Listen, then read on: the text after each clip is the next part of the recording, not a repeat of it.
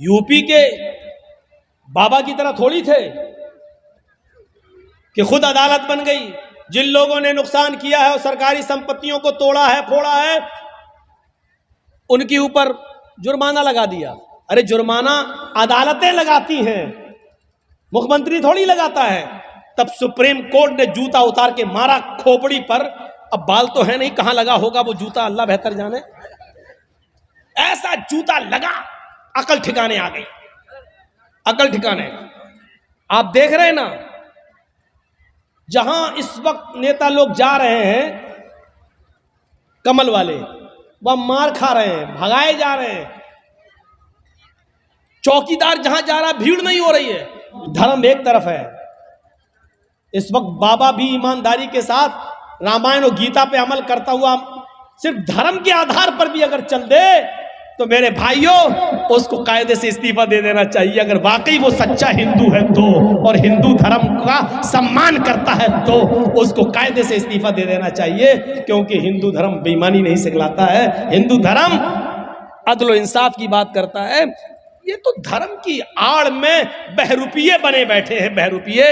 ये धर्म की आड़ में लुटेरे बने बैठे हैं सब लोग। अली ने कहा मैं मुकदमा दायर करूंगा, उस यहूदी ने कहा कर दो मुकदमा, देखते हैं अदालत क्या फैसला करती है। हजरत अली ने मुकदमा दायर कर दिया। कहां? कोर्ट में, अदालत में। और जज कौन है? काजी शुरैह। और ये जज किसने बनाया? हजरत अली ने। जज किसका? अली ने बनाया। लेकिन जज बना जरूर रहे हजरत अली, लेकिन जज ने यह नहीं देखा कि मुझे जज बनाया किसने। जज का मतलब यह होता है कि मुझे अदल और इंसाफ को कायम रखना है। कुरान की आयत के पेश नजर के वला यजरिमन्नकुम शनानु कौमिन अला अल्ला तादिलु इदिलु हुवा अक़रबु लित्तक़वा।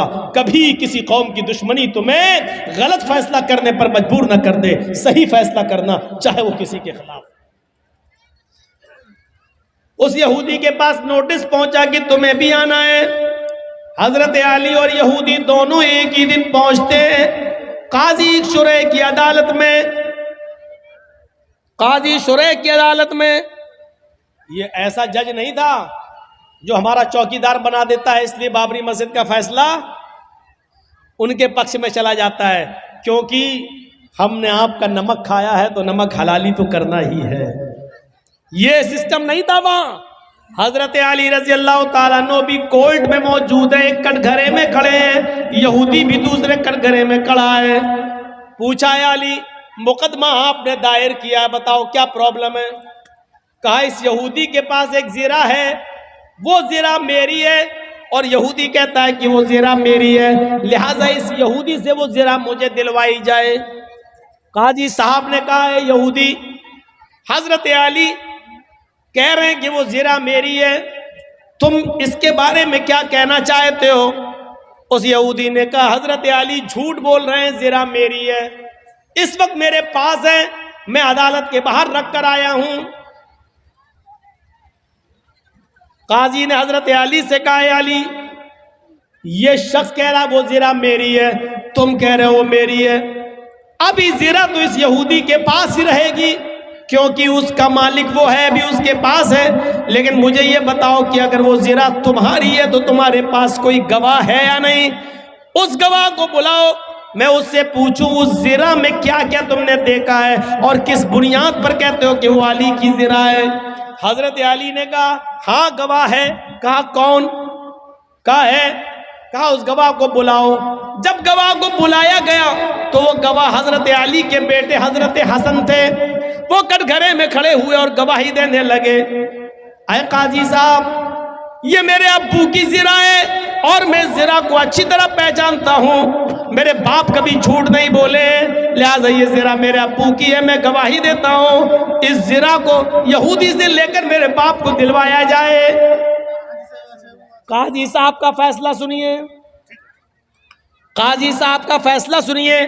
काजी साहब कहते हैं अमीरुल मोमिनीन से, आए अली जी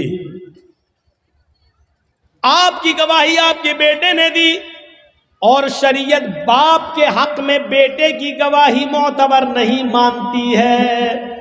शरीयत कहती है, कुरान और हदीस कहती है, बाप की गवाही अगर बेटा दे तो उस गवाही को नहीं माना जाएगा, क्योंकि बेटा अपने बाप के खिलाफ बोलता ही नहीं है, वो अपने बाप की हिमायती में बोलता है। लिहाजा कोई दूसरा गवाह लाओ, आपके बेटे की गवाही शरीयत के मुताबिक कबूल नहीं।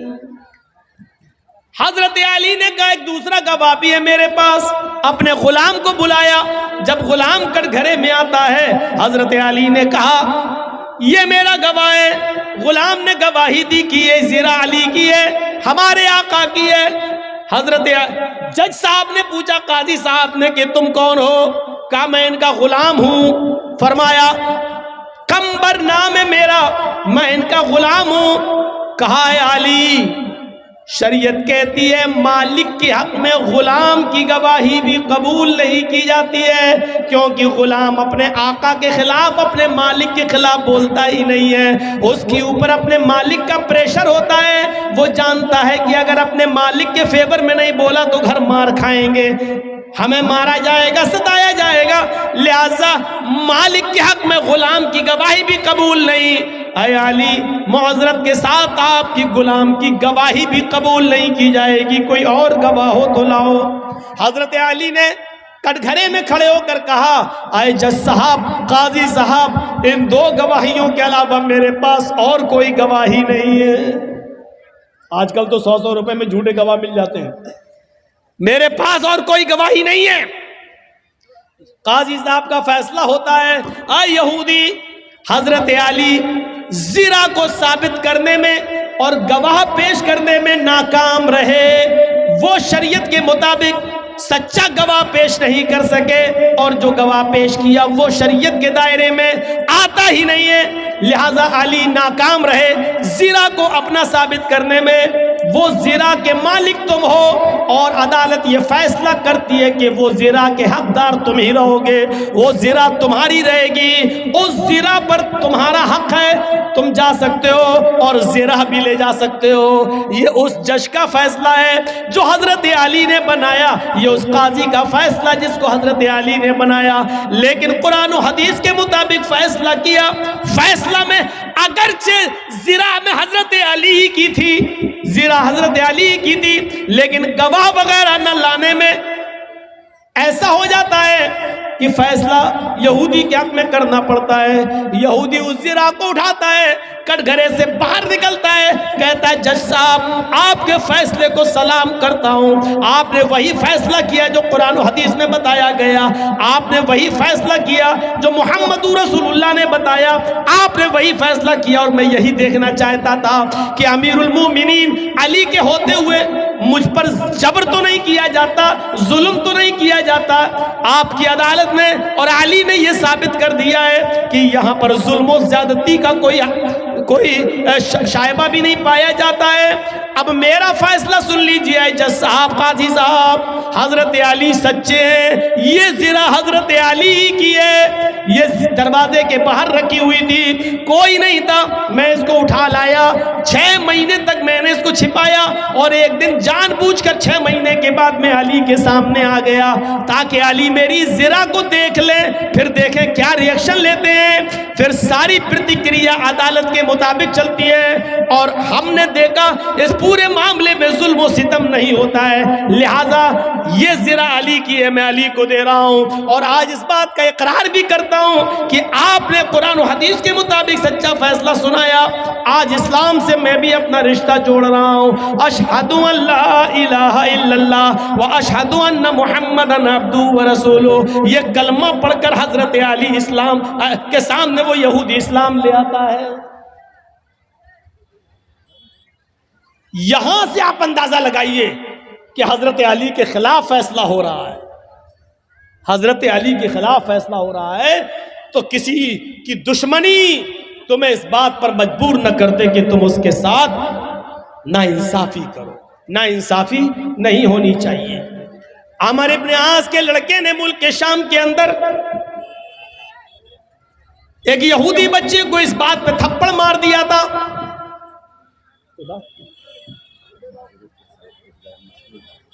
3 बजे रात में नहीं होता, नहीं होता है। 3 बजे रात में कोई गैर मुस्लिम नहीं होता, ये सब बकवास है।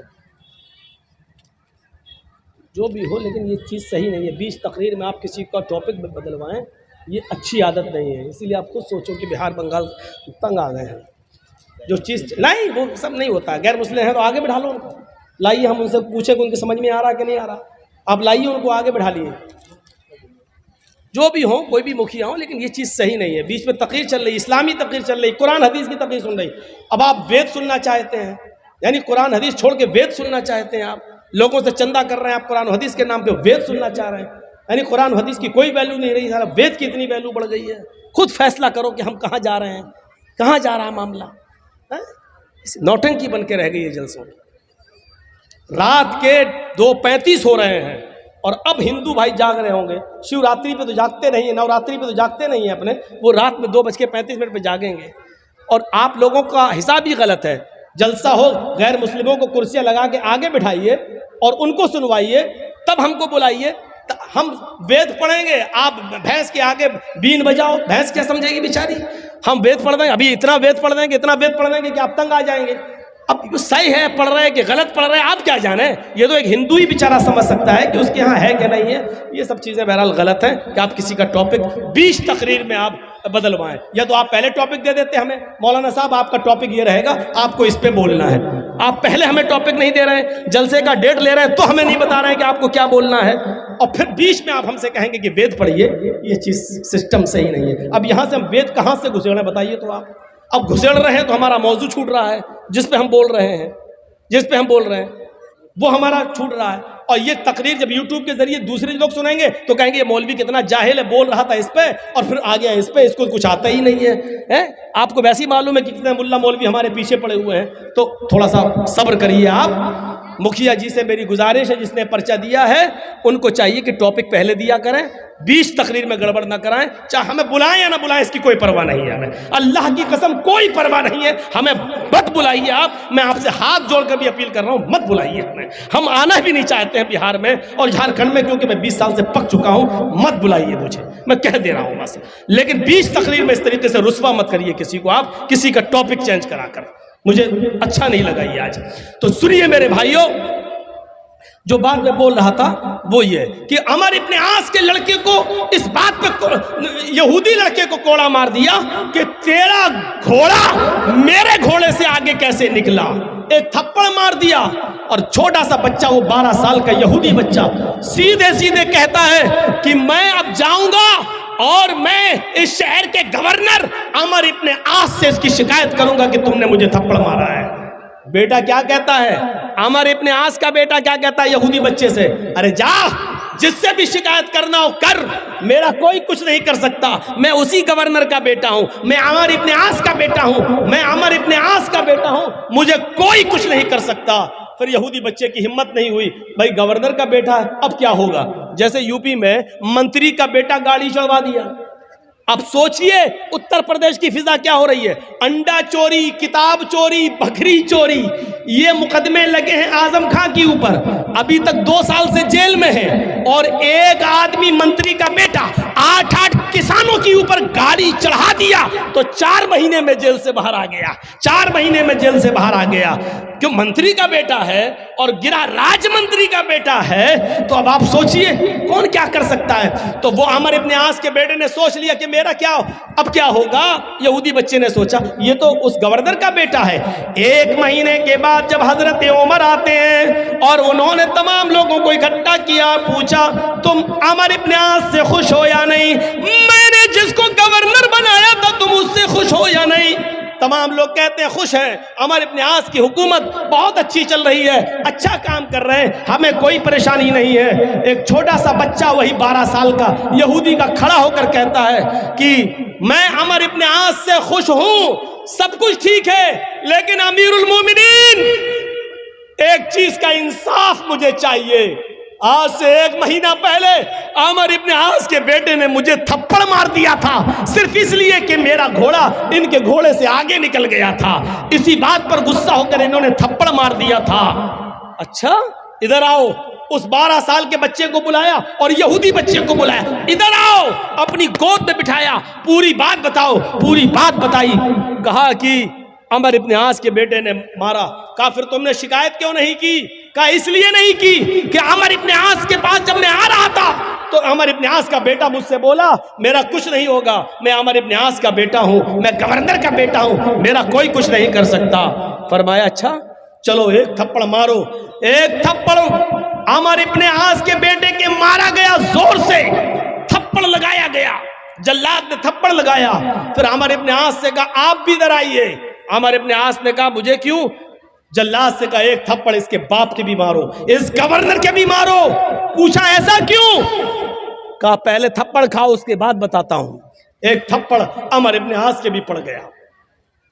अमर इब्न आस ने कहा आपका इंसाफ तो ठीक है, बेटे ने मारा था, बेटे को मारा गया, लेकिन मुझे किस लिए मारा गया है? आय अमीरुल मोमिनीन क्या आप ये बताएंगे? फरमाया हाँ तुम्हें इसलिए मारा गया है क्योंकि तुमने अपने बेटे को सही तालीम नहीं दी है, तुमने अपने बेटे को सही तरबियत नहीं दी है, तुमने अपने बेटे को सही दर्स नहीं दिया है। तुम्हारा बेटा ये कैसे बोला कि मैं इस शहर के गवर्नर का बेटा हूं, मेरा कोई कुछ नहीं कर सकता? इसका मतलब यह है कि तुमने उनको इस्लाम की तालीम नहीं दी है, उनको तुमने इस्लाम की दावत नहीं दी है, उनको बताया नहीं है कि इस्लाम में अमीरी गरीबी कुछ नहीं, छोटा बड़ा कुछ नहीं होता है, सब बराबर है। आपके बेटे को ये तरबियत कहां से मिली कि मेरा बाप गवर्नर है, मेरा कोई कुछ नहीं कर सकता है? तुमने अपने बेटे को सही तालीम नहीं दी है, इसलिए ये थप्पड़ तुम्हें मारा गया। अब आइंदा तुम अपनी औलाद को भी सही तरबियत दोगे।